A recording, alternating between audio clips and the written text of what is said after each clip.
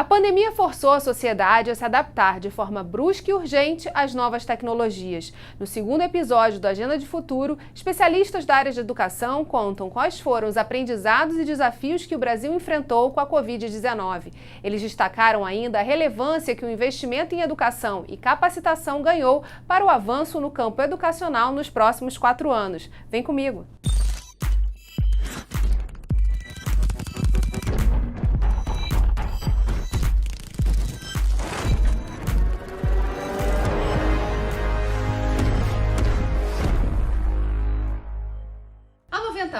Educadores brasileiros se reuniram para pensar as diretrizes que levariam o país a um outro patamar a partir do ensino profissionalizante e técnico. De lá para cá, os desafios aumentaram e se aprofundaram com a Covid-19. Mas vários pontos do manifesto permanecem atuais e são trazidos ao debate com o Parlamento pela Associação Brasileira de Educação. Na Agenda de Futuro 2023 de hoje, o presidente da ABE, professor Paulo Alcântara, destaca a importância de inserir os debates sobre as novas tecnologias na educação como prioridade nos próximos 4 anos. Bom, em primeiro lugar, é um prazer participar desse evento. A Agenda do Futuro é importante para o Rio de Janeiro, é um marco no debate, na reflexão sobre as ideias nos vários setores da economia e da sociedade, e eu acho isso muito importante. A Associação Brasileira de Educação foi criada em 1924, portanto, ela está em vias de comemorar 100 anos de vida, com o objetivo de debater e promover a reflexão sobre temas relevantes na área de educação no nosso país. Ela teve a participação na sua fundação de professores da antiga Universidade do Brasil, na época, em 1924, chamada Universidade do Rio de Janeiro, depois é que ela passou a ser a Universidade do Brasil, e hoje é a Universidade Federal do Rio de Janeiro. E professores de São Paulo também, onde ainda não havia uma universidade. A Universidade de São Paulo foi criada em 1934 e a ABE é de 1924. Então, ela desenvolveu, a partir de sua fundação, ela realizou uma série de debates, simpósios, seminários nacionais sobre educação, conferências importantíssimas, e foi marcada pelo chamado Manifesto dos Pioneiros, que estabeleceu as diretrizes e os pontos fundamentais a serem abordados no desenvolvimento da educação no país. O Manifesto dos Pioneiros é importantíssimo, porque ele traça um limite entre a educação realizada de forma desorganizada e a educação para a sociedade bem organizada e estruturada. Então, a ABE, hoje, ela é uma associação que congrega cerca de 300 membros e tem procurado continuar com esse processo de reflexão e debate. Pensando nos próximos 4 anos, o que tem que estar na agenda dos parlamentares eleitos em termos do desenvolvimento da educação, que foi extremamente impactada nesse momento de pandemia, né? E principalmente chamou a atenção da sociedade para a reflexão sobre os meios e as tecnologias? Para já, nós temos que entender o seguinte: a pandemia ela criou um divisor de águas entre a educação antes de 2020 e a educação atual, porque ela introduziu e forçou a utilização do ensino híbrido das novas tecnologias de educação em todas as escolas, nas escolas de nível médio, na educação infantil, nas escolas da educação fundamental e no ensino superior.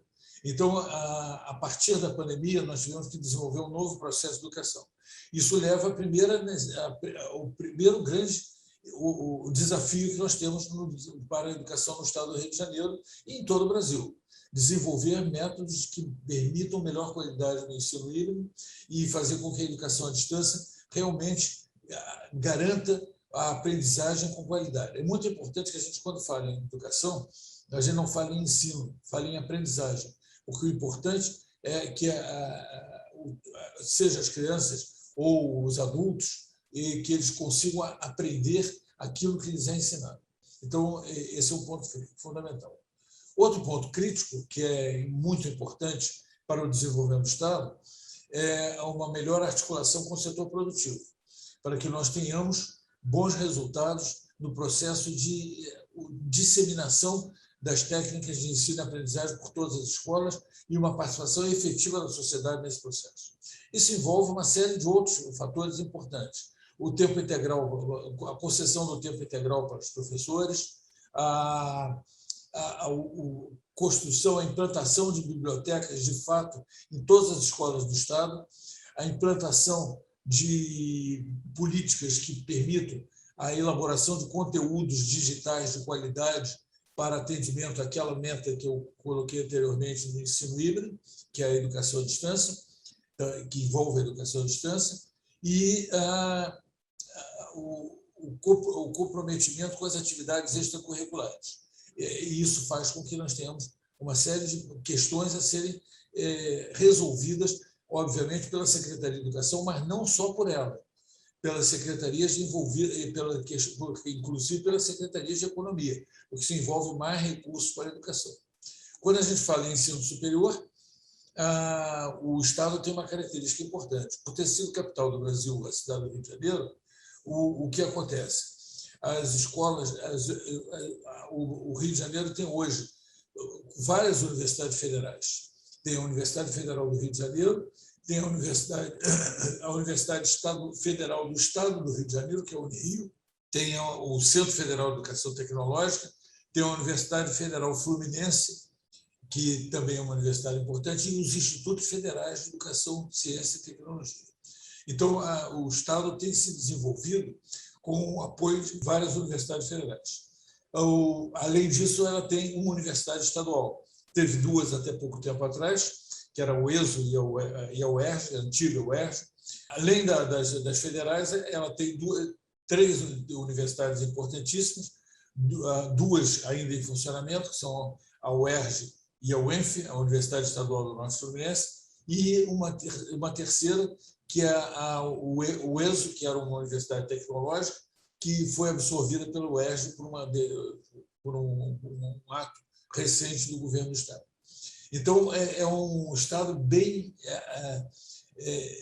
distribuído, bem definido, bem aquinhoado em universidades públicas. E tem uma rede privada também importante. Hoje, no Estado, nós temos 722 mil estudantes no nível superior. Então, é um número bastante elevado. Isso, no Brasil, há um dado recente, cerca de 8,64 milhões de estudantes no Brasil no nível superior.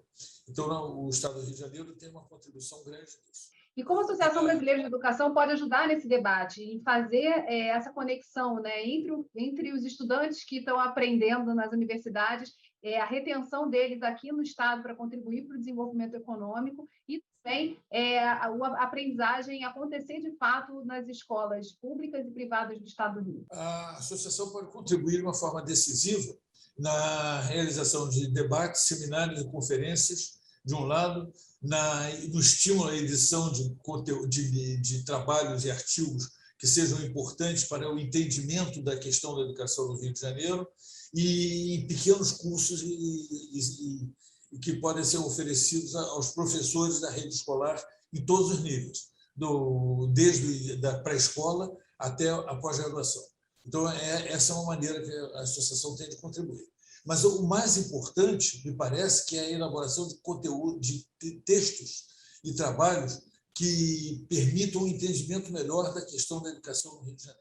E aí, falando da participação da Associação Brasileira de Educação no Fórum, né? Qual a importância, na sua opinião, de integrar o rol de entidades que compõem o Fórum de Desenvolvimento aqui na Assembleia Legislativa? Bom, como eu já disse, o Fórum é muito importante porque ele desenvolve propostas e estratégias para a melhoria da qualidade de vida e para o desenvolvimento do Estado. Então, na medida em que o Fórum exerce essa missão e tem exercido muito bem, a associação, o Fórum permite à associação se articular com as demais organizações da sociedade e do setor produtivo.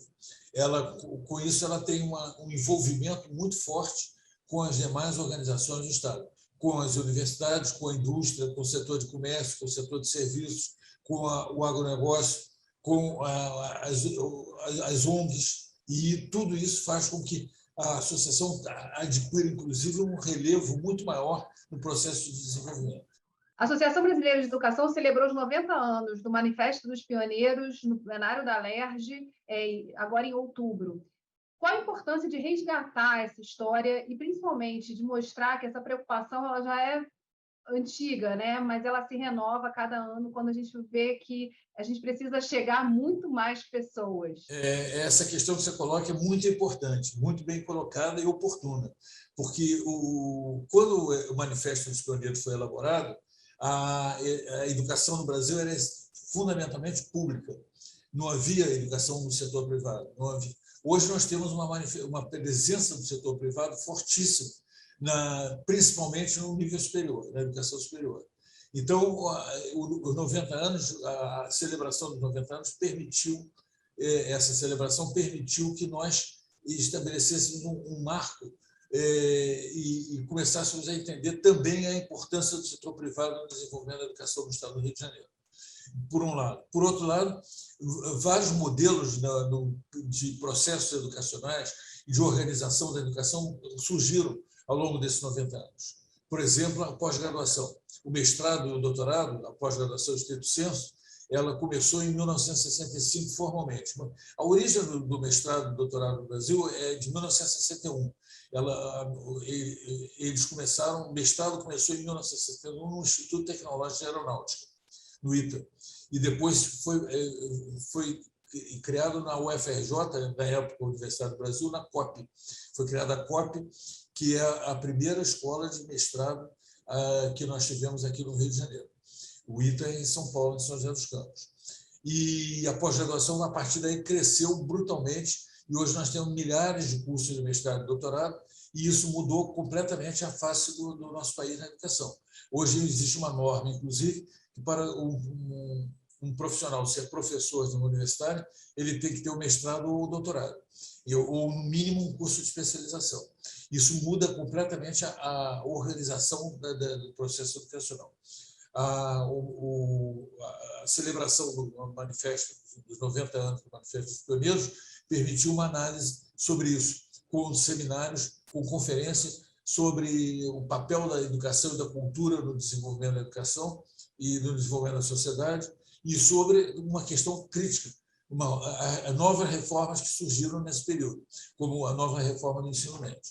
Além disso, permitiu também que fosse tornado público o projeto que nós temos de capítulos da educação brasileira, que é um projeto importantíssimo, que visa a resgatar a memória da educação através de depoimentos de notáveis pesquisadores e educadores contemporâneos.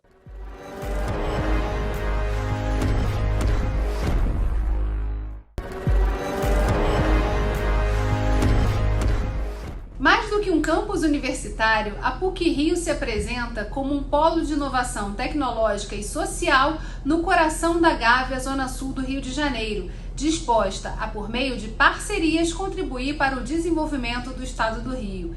Em entrevista para o Agenda de Futuro de hoje, o reitor, padre Anderson Antônio Pedroso, destacou os desafios trazidos pela pandemia e as soluções encontradas pela universidade.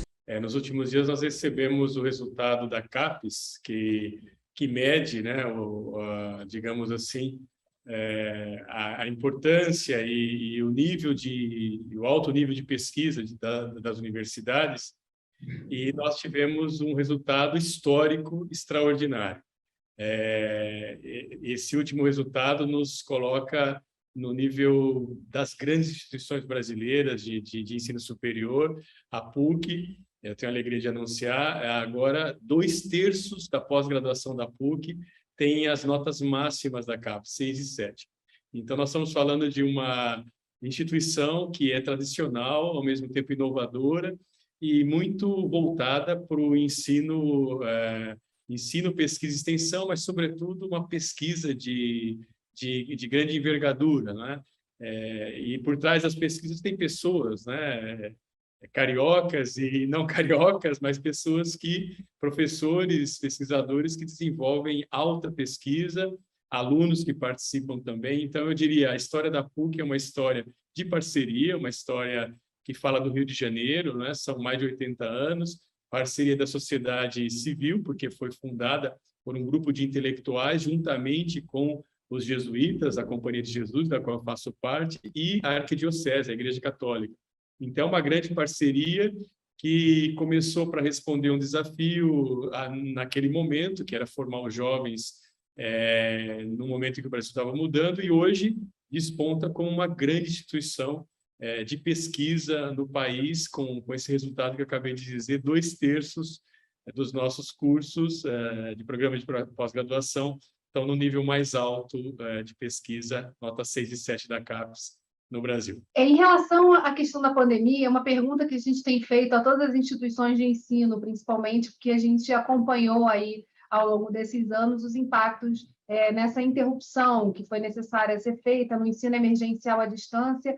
Quais foram os principais desafios e como a PUC respondeu a esse processo também, né, de durante a pandemia, manter o ritmo e manter os alunos focados e unidos ali? Olha, a pandemia foi, de fato, uma experiência, tem sido, né, mas no momento mais forte, mais grave, foi uma experiência que nos colocou diante, creio que, do maior desafio. A PUC sempre foi um lugar de encontro, o campus da PUC fala mais do que nunca da universidade, né, como lugar de encontro. Então, a impossibilidade de estar aqui presente, de estar no campus da Gávea, foi algo que colocou quase que em xeque a identidade mesmo da universidade.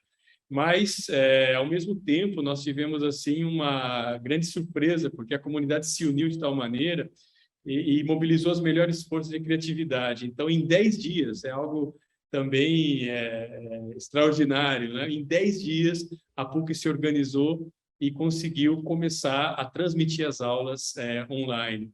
Então, na verdade, há 2 anos antes, existia um projeto de inovação, de preparação tecnológica, né? Foi um investimento que, claro, não previa essa infelicidade que foi a pandemia, mas que nos ajudou naquele momento. Então, em cerca de 10 dias, as equipes da PUC, 24 horas, se mobilizaram e os alunos tiveram a oportunidade de ter as aulas. Isso teve também assim um impacto grande para a própria comunidade acadêmica, os professores, porque os professores tiveram também que se formar. Eu me lembro bem, foi o momento que eu cheguei e nós tivemos cursos. Os professores estavam acostumados com a sala de aula tradicional, escrevendo na lousa, às vezes até com giz. Começaram assim, de todas as idades, né, e com percursos extraordinários.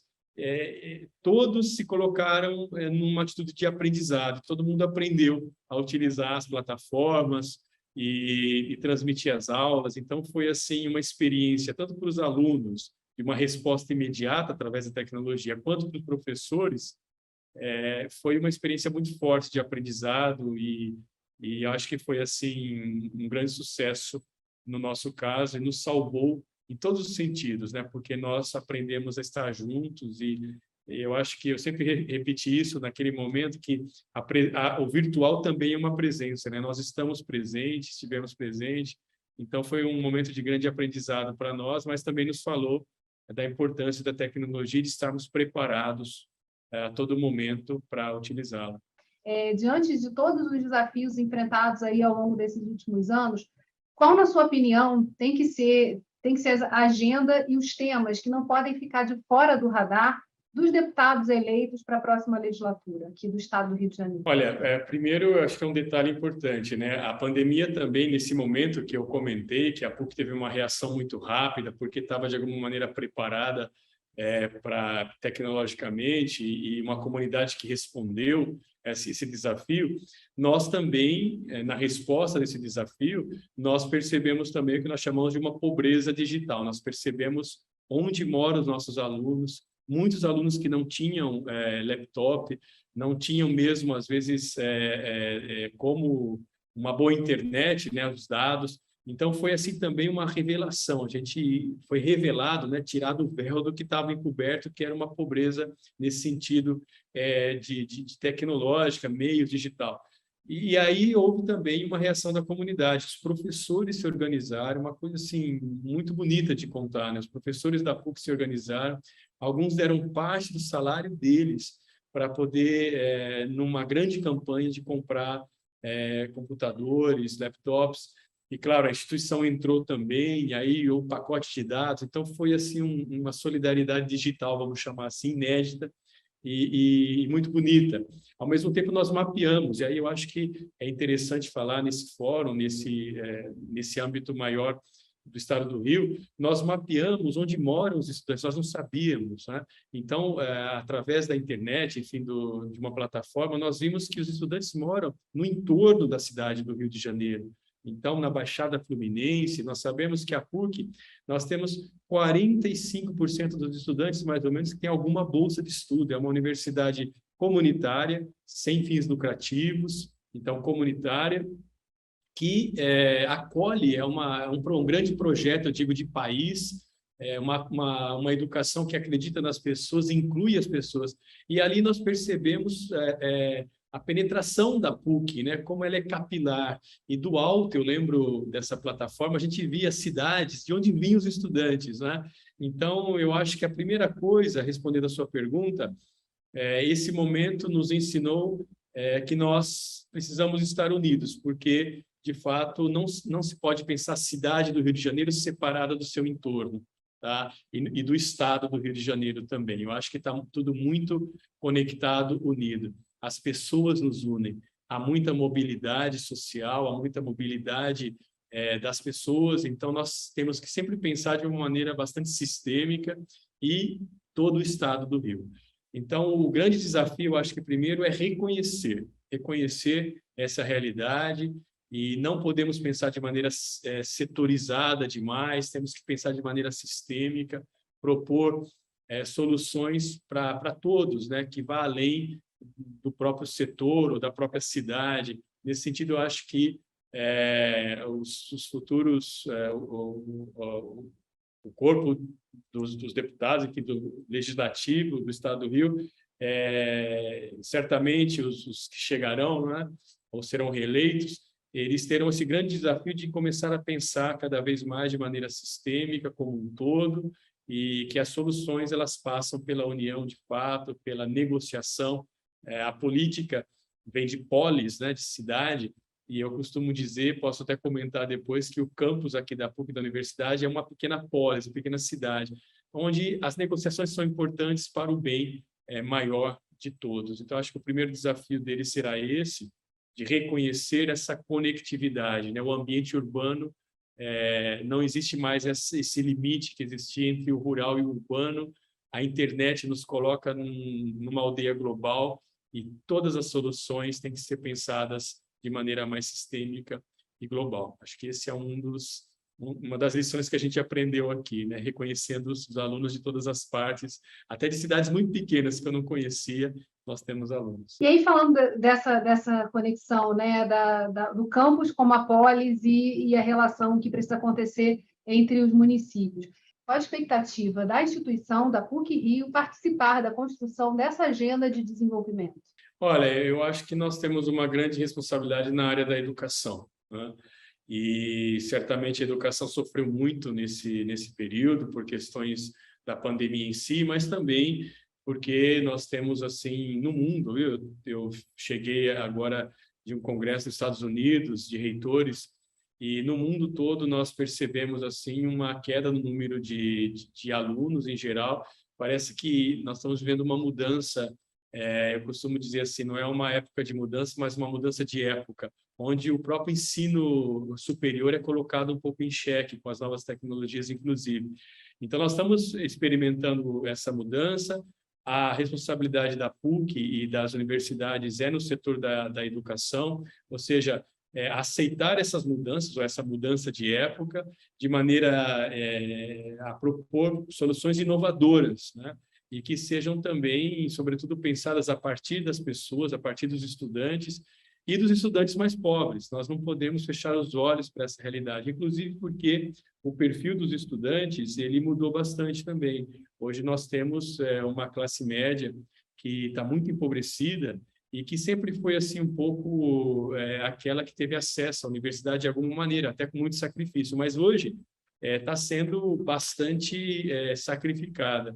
Eu posso dizer pela PUC, nós temos os programas das políticas públicas, né, que acolhem os estudantes, que nos ajudam a acolher os estudantes, o ProUni, e nós temos, num outro extremo, as famílias que têm muita condição financeira para manter os alunos. Agora, a classe média é uma classe que está muito sofrida e que nós precisamos dar uma atenção especial. Então, o nosso papel é na educação, uma educação que está mudando, mas uma educação que, nessas mudanças, não pode excluir.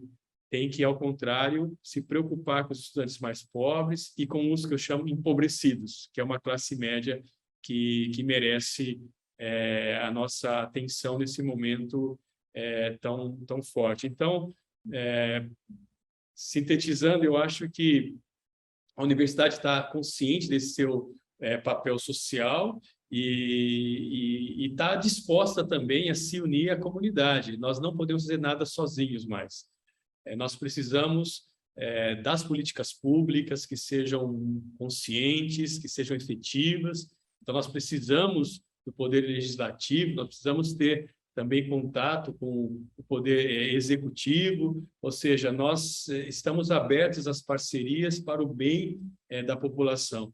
E, ao mesmo tempo, nós pensamos de maneira sistêmica, como eu disse, global, mas começando por algo concreto, que é o nosso bairro. Então, eu quero aqui destacar o fato de que a PUC se encontra na Gávea, e a Gávea ela é quase que, nós chamamos um ecossistema, porque a Gávea ela é atravessada por linhas de força extraordinárias. Nós temos na Gávea um corredor cultural, se nós pensarmos aparelhos culturais que dependem do poder público e outros do poder privado, né? Se nós pensarmos algumas instituições que são reconhecidíssimas aqui na Gávea, nós temos o corredor cultural, nós temos um corredor também que não é cultural, mas é social, porque a Gávea ela liga comunidades a bairros que nós sabemos de um poder aquisitivo maior, né?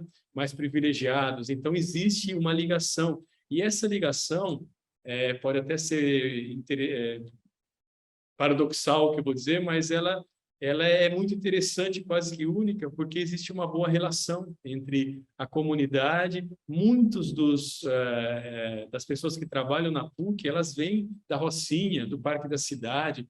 Então, são comunidades afetivamente ligadas à PUC. Existe muita colaboração, respeito, muitos projetos dos alunos e professores são desenvolvidos nessas comunidades. Ao mesmo tempo, o entorno aqui da PUC, com famílias que têm um poder aquisitivo maior, é um entorno que eu diria assim, que está aberto, né, também para esse diálogo. Então, eu queria acentuar mais isso, né? A gente pensa de maneira sistêmica, pensa de maneira global, que agir assim, mas tem que partir do concreto. E no nosso caso, é a Gávea, onde há essa coincidência e esse encontro de culturas, de camadas sociais, linhas de força que precisam estar mais conectadas para que existam programas, projetos que beneficiem. Nesse sentido, a gente inaugurou agora, com a minha gestão, eu tive esse prazer de inaugurar o que nós chamamos o início do Parque Tecnológico da Gávea, ou seja, nós pensamos que esse entorno precisa ser impactado pela presença da universidade de maneira positiva, envolvendo as pessoas, procurando soluções, e isso só pode ser feito com parcerias de grande envergadura, poder público,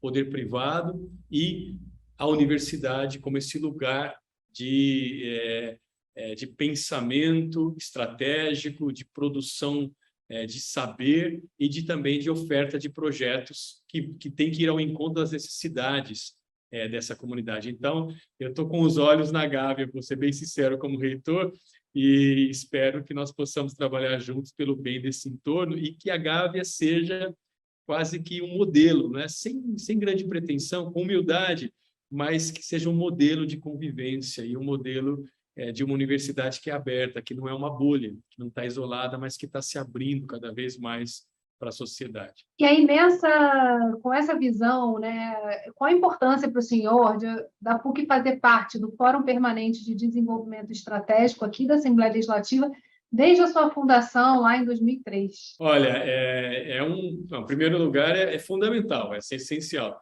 Eu acho que esse fórum ele não vem ao encontro somente, né, mas ele nos inspira, né?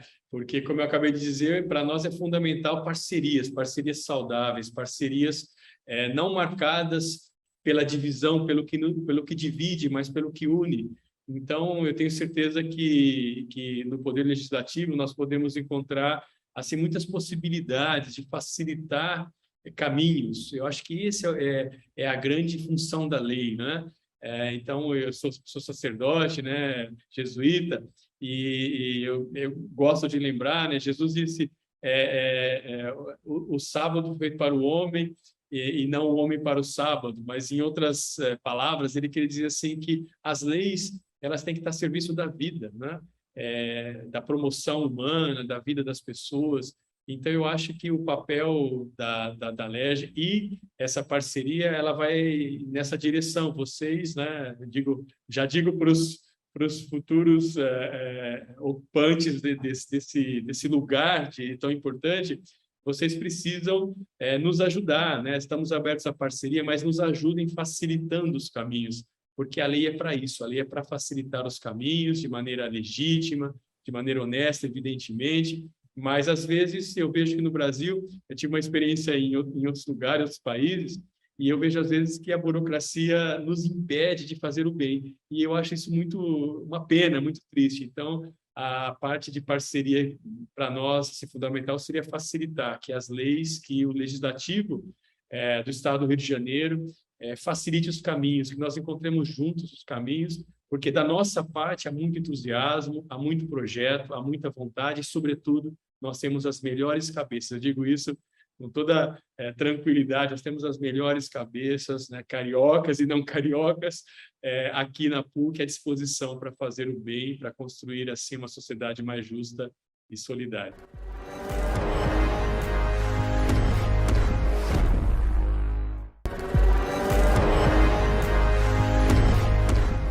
A UF foi a universidade que mais graduou durante a pandemia da Covid-19. As ações desenvolvidas durante esse período foram muitas e garantiram que a instituição pudesse continuar as atividades de forma remota. Em entrevista à Agenda de Futuro 2023, o reitor da UF, Antônio Nóbrega, falou sobre esses desafios e o que não pode ficar de fora da pauta do parlamento. Nossa universidade ela tem 62 anos agora como universidade, mas ela surgiu da união de muitas unidades acadêmicas pré-existentes. Então, por exemplo, a Faculdade de Direito tem mais de 100 anos, a Faculdade de Medicina também, próximo a isso. Então, é uma universidade que tem uma relação bastante antiga com o território do Estado do Rio de Janeiro e que decidiu estrategicamente, nos últimos 20, 25 anos, ser uma universidade muito interiorizada, muito ligada ao Estado como um todo. Então, a Universidade Federal Fluminense hoje ela é a maior, entre as 3 maiores universidades federais do país, em número de alunos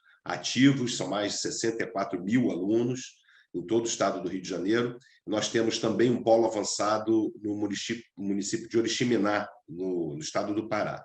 No Rio de Janeiro, nós temos unidades acadêmicas em 9 municípios do estado, em toda a mesorregião do estado, tem pelo menos uma unidade acadêmica da UF, Angra dos Reis, Volta Redonda, Friburgo, Petrópolis, Niterói, naturalmente, onde há sede, Rio das Ostras, Macaé, Campos e Santo Antônio de Pádua. Além disso, nós temos 2 fazendas ligadas à Faculdade de Veterinária, uma em Guaba Grande e outra em Cachoeiro de Macacu. Então, a nossa universidade ela tem uma tradição muito grande de ser uma universidade extensionista, com atividades ligadas, eu digo, acadêmicas, né, de extensão ligadas tanto à atividade econômica como social de todo o estado do Rio de Janeiro. Então, em perfil geral, essa é a nossa universidade.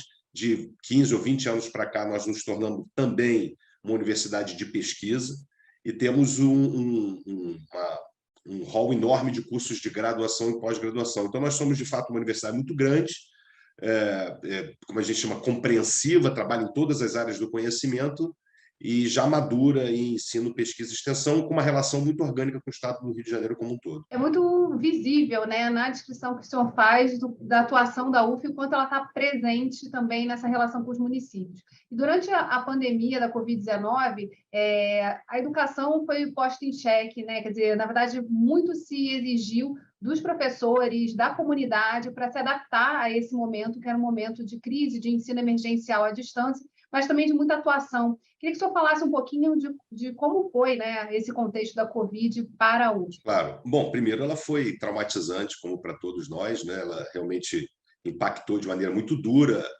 a vida e a rotina das pessoas na universidade como um todo, mas Logo no primeiro caso, claro que o fato de eu ser médico, formado na universidade, talvez tenha me dado a oportunidade de observar de uma maneira mais aguda o fenômeno, mas logo do início nós constituímos um grupo de trabalho Covid, um grupo de especialistas para nos orientar na decisão administrativa, mas tomamos medidas muito duras e rápidas para contribuir para o fenômeno naquele momento de diminuição da contaminação. Então, determinamos a interrupção do período letivo. Na verdade, nem tinha começado, né? Determinamos que não fosse iniciado, determinamos o trabalho remoto dos servidores técnicos e docentes, enfim.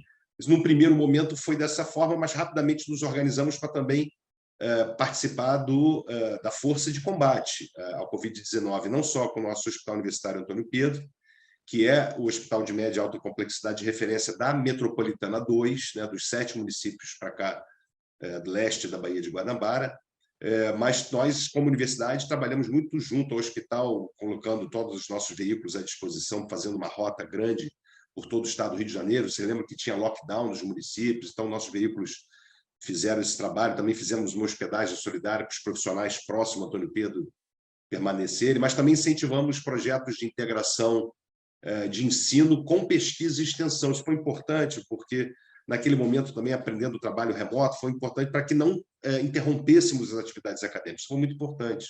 A UF foi a Universidade Federal que mais graduou durante a pandemia, porque nós adaptamos os processos administrativos, digitais, etc. Então, nós atuamos não só numa adaptação administrativa ágil, é importante chamar atenção para isso. As universidades federais têm essa capacidade administrativa de se adaptar, ao contrário, às vezes, do que se diz de maneira ofensiva. Também nos adaptamos do ponto de vista da nossa rotina acadêmica e também integramos de frente o grupo de luta contra a Covid, distribuição de EPI, produção de conhecimento, atenção à população, projetos de solidariedade social. Portanto, nos aproximamos dos reitores e reitoras, dos dirigentes de instituições, o parlamento também, que na liderança do presidente André Siciliano tem um papel fundamental em aproximar, não só fomentar, inclusive com recursos, né? A LERJ teve essa iniciativa de colocar recursos em projetos estruturantes de combate. A UF também recebeu um investimento bastante significativo, 18 milhões, para construir um biotério que será a base de todas as instituições para desenvolver o Complexo Industrial da Saúde. Então, são temas longos que a gente vem discutindo no complexo aí com a liderança do André, no Fórum de Desenvolvimento do Estado, mas esses são alguns exemplos de como a UF participou desse momento. Quais, na sua opinião, devem ser os focos de atuação e o que tem que ficar no radar dos parlamentares? Muito boa pergunta.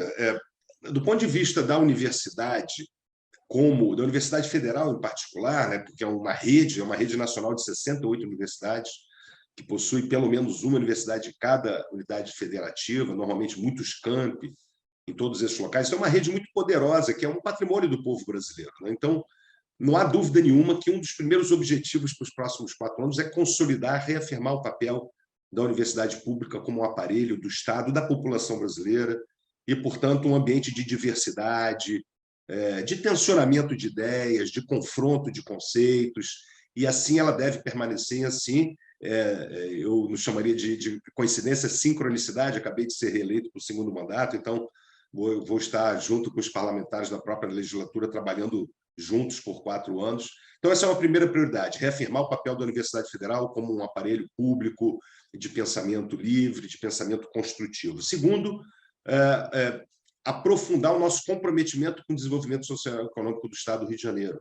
Como eu coloquei no início, essa é uma característica da nossa universidade, mas nós vamos trabalhar para aprofundar e nos aproximar, inclusive, mais ainda das prefeituras de todo o Estado do Rio de Janeiro. Nós temos feito esse trabalho de maneira muito profícua em todo o Estado, todos os prefeitos e prefeitas têm tido uma receptividade muito grande, então eu diria que essa é uma prioridade, uma articulação ainda mais profunda entre a LERJ, né, os deputados estaduais, porque não as bancadas federais, os prefeitos e prefeitas com as unidades acadêmicas. Eu tenho certeza que essa, como prioridade de verdadeiramente trabalharmos organicamente, produzirá efeitos muito positivos para a população. E terceiro, é fazer a nossa missão mais próxima do chamado tripla hélice, né? Que é a aproximação da academia, governos e empresários. Eu tenho certeza que o Brasil tem aí um espaço enorme de crescimento e desenvolvimento, desamarrar os nós, né, a despeito da aprovação do marco legal de ciência e tecnologia, falta ainda regulamentação. Eu tenho certeza que o Estado do Rio pode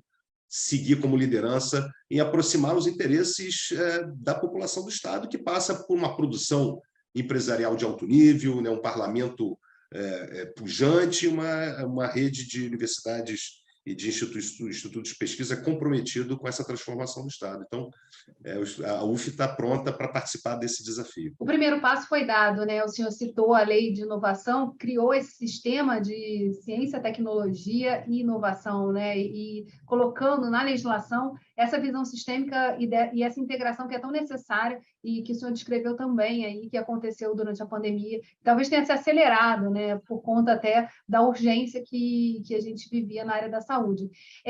A pergunta que a gente faz é como a instituição pode ajudar no desenho dessa agenda. Mas o senhor respondeu as duas perguntas juntas, né, quando colocou a agenda prioritária. Em relação à regulamentação desse sistema estadual de ciência, tecnologia e inovação, o que o senhor acha que precisa também estar escrito, né, para que a gente possa fazer cumprir a ideia, né, de que o Rio de Janeiro, concentrando tantas instituições de ensino, pesquisa e extensão, pode ter de realidade, né, muito mais inovadora e para essa contribuição social que o senhor também citou? Claro que é um tema amplo, né? Poderíamos conversar bastante sobre isso, mas eu queria talvez colocar o foco em algo que marca a liderança do Estado do Rio. Eu quero, de novo, chamar a atenção aqui da liderança do deputado André Siciliano, porque, de fato, ele foi o responsável por produzir essa aproximação. O Fórum de Desenvolvimento ele teve um papel fundamental, tenho certeza que continuará tendo, e um dos seus produtos, se é que a gente pode chamar assim, foi o Fundo Soberano, né? Eu acho que o Estado do Rio, se eu não me engano, foi a terceira entidade, município ou Estado, a criar um fundo soberano aqui. Sei que o município de Niterói tem, o município de Vitória, eu acho que o Estado do Espírito Santo tem. O Estado do Rio partiu na frente, e eu fico muito, digamos assim, satisfeito de ter participado desse processo de construção do fundo.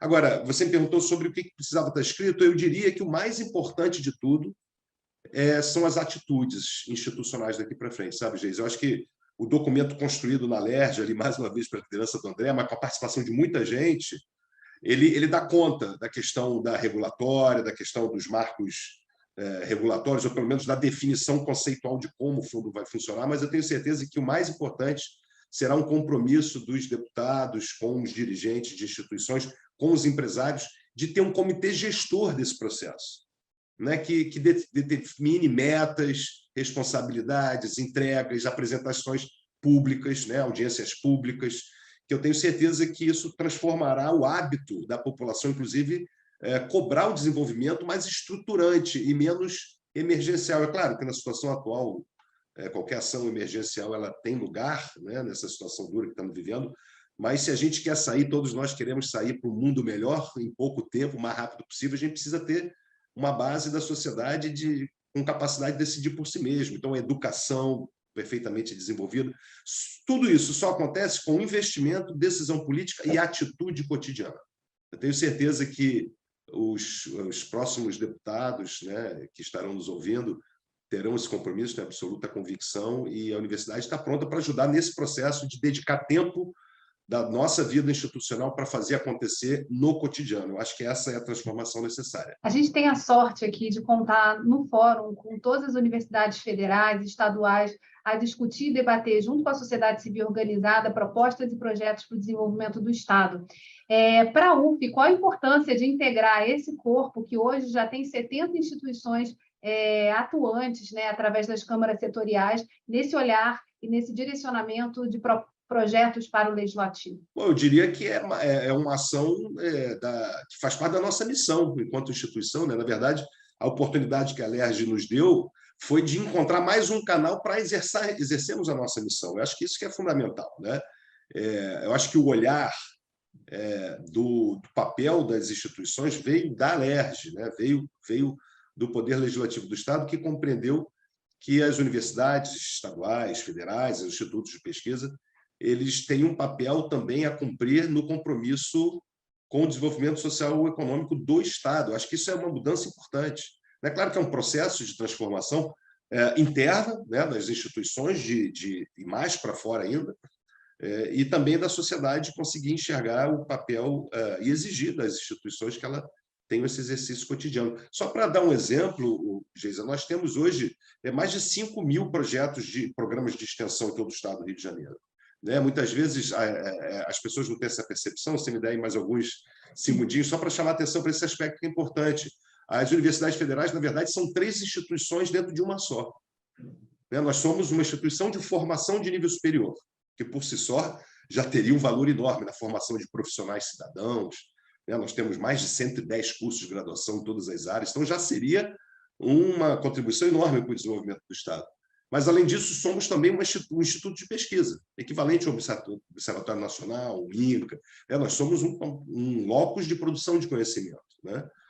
E somos também um aparelho de assistência social muito poderoso através da extensão. Não só os hospitais universitários, mas centenas e milhares de projetos que, no cotidiano, lidam com a população. Então, para nós, é simplesmente um espaço de reafirmação da nossa missão e, portanto, não é só uma oportunidade, mas uma obrigação participar desse movimento.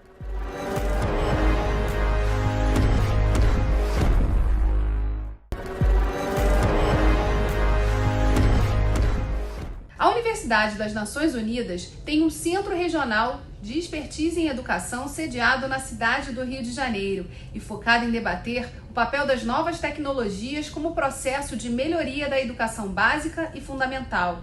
Esse desafio foi elencado na agenda de futuro de hoje pelo presidente do RCE, Paulo Alcântara, como uma importante demanda para os próximos 4 anos. O Centro Regional de Expertise em Educação para o Desenvolvimento Sustentável tem sua origem na Universidade das Nações Unidas.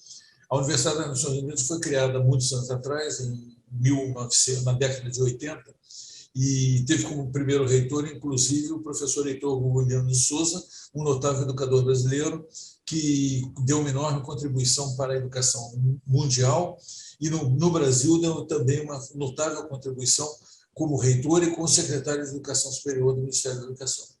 Então, a Universidade das Nações Unidas, uma vez criada, ela começou a desenvolver, a disseminar o processo de educação para todos os países ligados à ONU.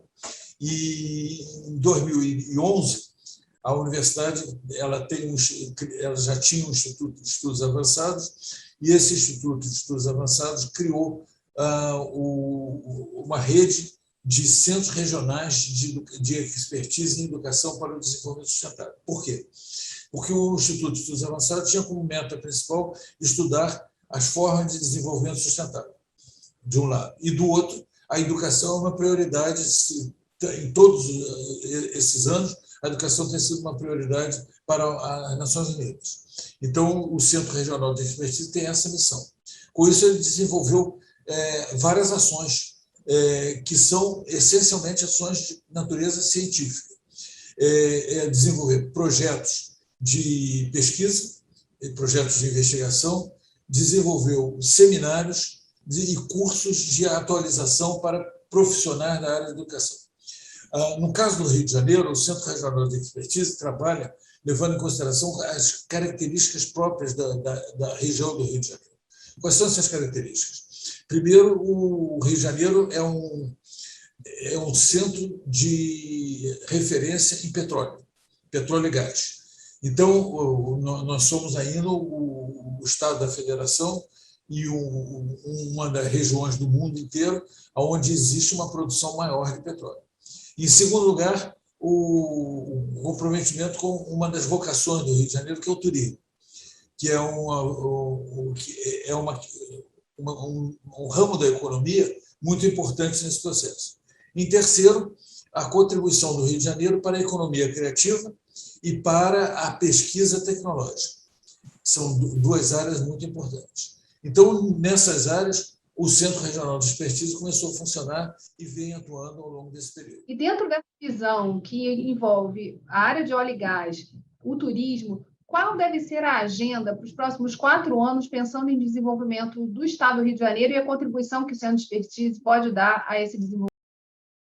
A agenda para o Centro Regional, o CRE, Centro Regional de Expertise, é desenvolver um projeto que permita o melhor entendimento e a melhor da relação entre as prioridades do Estado do Rio de Janeiro e as necessidades da sociedade. É uma maneira que nós temos de tentar desenvolver isso.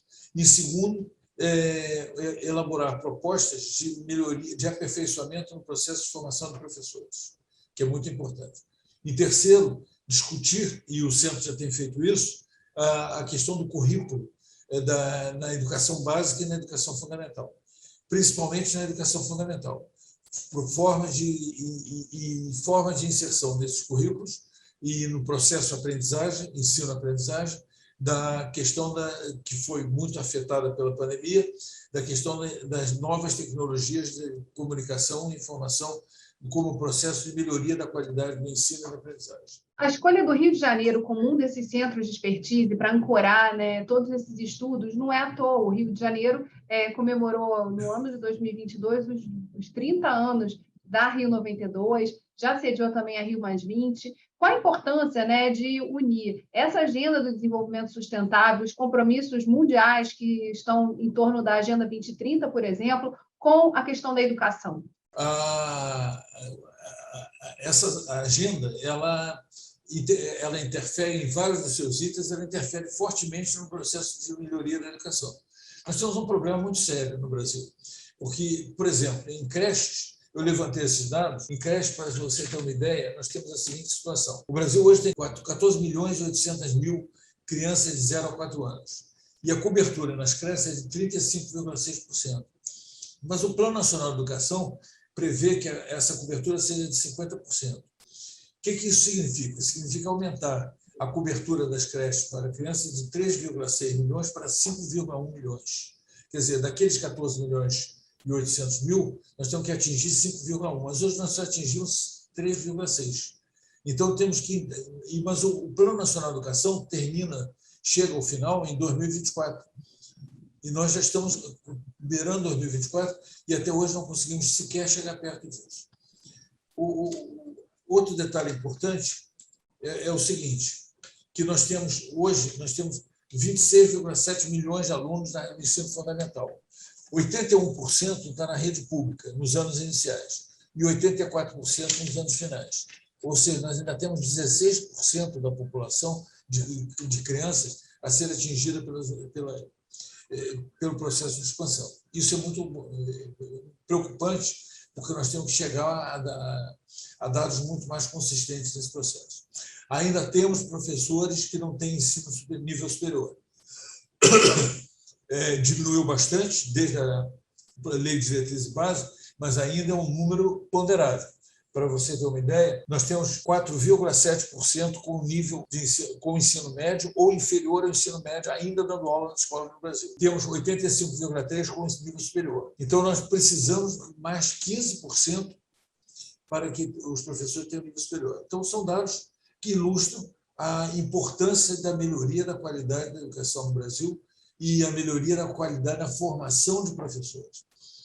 O Centro procura trabalhar muito fortemente essa questão, formação de professores, currículo e novas tecnologias da educação, da comunicação e da informação. Qual a importância, né, do debate, da participação do Centro no Fórum Permanente de Desenvolvimento Estratégico na Assembleia Legislativa? Muito importante por uma razão, porque o Centro ele é um canal de comunicação entre aquilo que acontece no mundo e aquilo que acontece no Rio de Janeiro. Então, ele traz para o Rio de Janeiro todas as novas tecnologias, as novas metodologias, os novos processos de tratar a questão do ensino-aprendizagem, que são hoje realizados nos vários países que constituem o universo das Nações Unidas. E aqui no Rio de Janeiro, ele traz a possibilidade de interagir essas metodologias com aquelas que são adotadas aqui no Estado do Rio de Janeiro. Ou seja, ele está contribuindo para a melhoria da qualidade do ensino e da aprendizagem no Estado do Rio de Janeiro. E dialogando com o parlamento sobre isso. Dialogando com o parlamento, que esse é o objetivo do fórum. É fazer com que haja uma relação mais direta e estreita entre o fórum e entre o parlamento, a sociedade e os órgãos encarregados do processo de educação no Estado.